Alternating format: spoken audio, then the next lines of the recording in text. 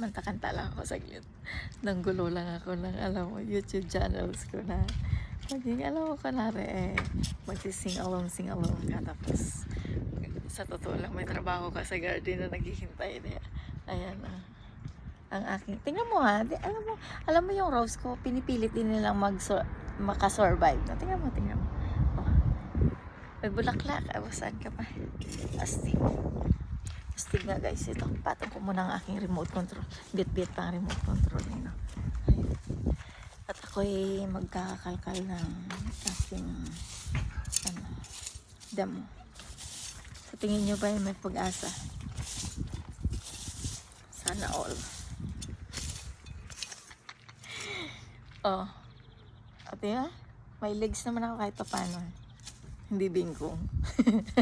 Makikita nyo yung piso na. Ay, hindi pala piso yun guys. 3 benching ko na remembrance ko galing sa tatay ko. Ang bait ng tatay ko, no? Grabe yung tatay ko. Pag nagdisiplina yun, may daan. May tamang daan, promise. Pag tinurang ka na leksyon, may tamang daan. Kaya siguro, lumaki din ako matino. Sabi ko nga guys, lumaki nga ako matino. Ayun, gets nyo guys kung ano yung ibig ko sabihin. Ayun, kailangan kong ayusin ang aming gardens. Mag-gardenera ako ngayon today. Kasi alam mo naman, kailangan kong magpakabait. At kailangan kong maging mabait for life. Kasi ganun nga ako guys. Mahirap baguhin ang taong mabait na, di ba? Wala ka nang magagawa doon.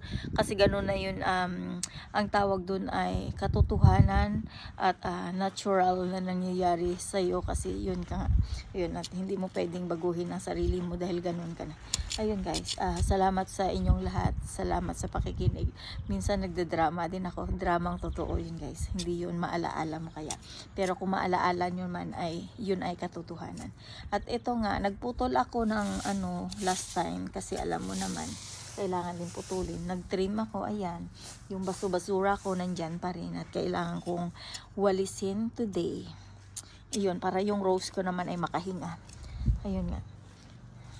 Ito guys, tingnan mo. Alam mo, itong mga rose ko na to, tinanim ko to last year.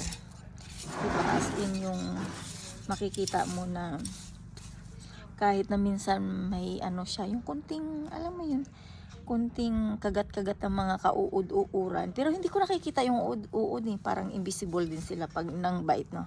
Ibang klase din. May pa-invisible. Ayan nga guys. So, tingnan nyo naman, di ba, wow legs? Saan ka nakakita? Wow legs. Sa akin lang yan. Natural na kulay yan guys. Hindi yan filter, hindi din yan naka-ano ng glutathione, okay? Glue pwede, pero glutathione wala. Ayun nga. Pero mayra wala.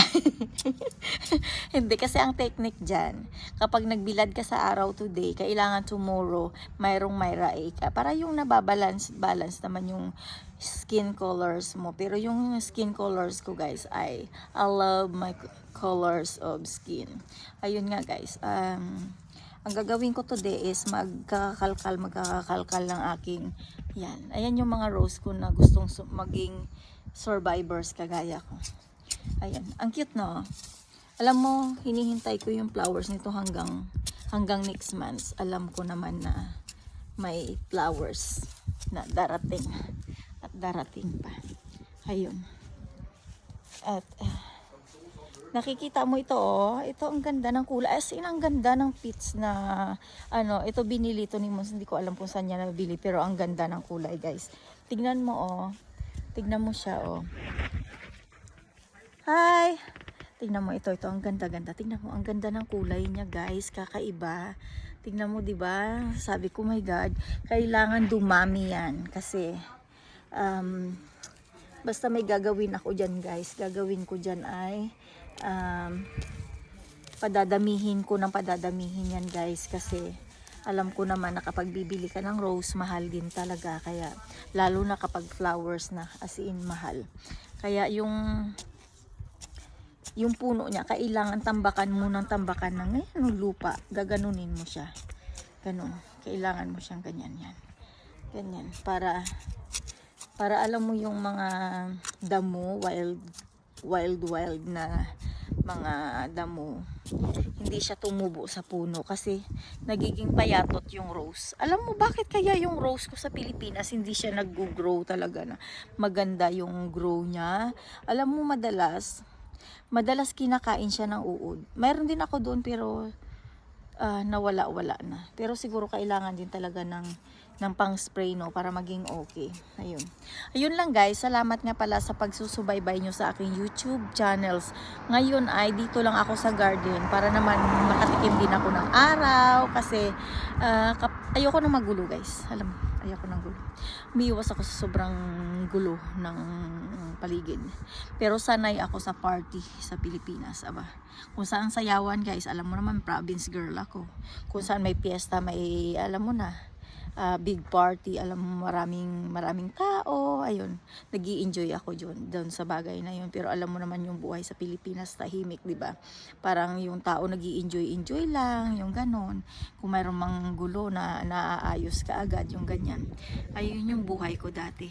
Pero ngayon nga nandito ako, ayun, kailangan kong anuhin ang aking katawan, kailangan healthy lifestyle, alam mo na, para maging panatag din ang loob ng pamilya ko kasi ayokong umuwing may sakit, ayokong umuwi ng bangka ayun. Yun guys, at ako yung tipong taong maalaga ako sa sarili ko, mapasaan ako. Ang anak ko inalagaan ko ng maayos at ayaw ko nang may galos ang anak ko, sa totoo lang. Si Abby, yung katawan nun, walang galos yun. Nagkagalos lang yun nung galing sa school na nadapa. Yung tuhod niya nagasgas. Bukod dun, wala na.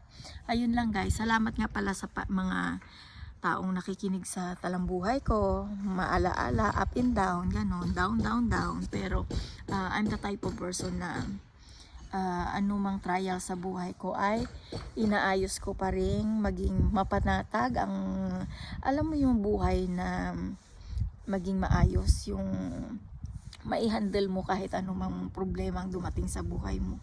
That's me guys. Hindi ako basta-basta sumusuko, lalo na pag-usapang anak ko na.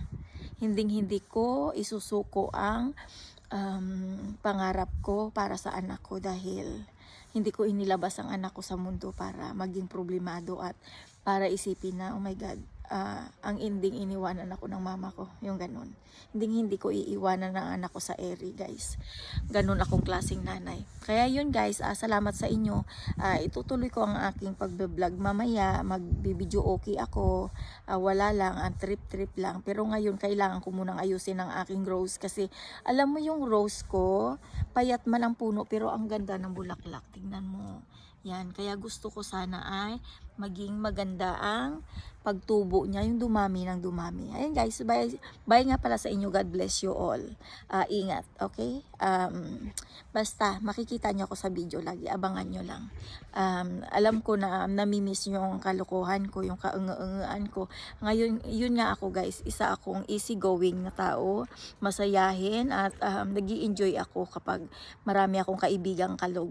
Yun. Kasi nung high school ako, nagkaroon ako ng baklang kaibigan kasama ang best friend ko. Ayun.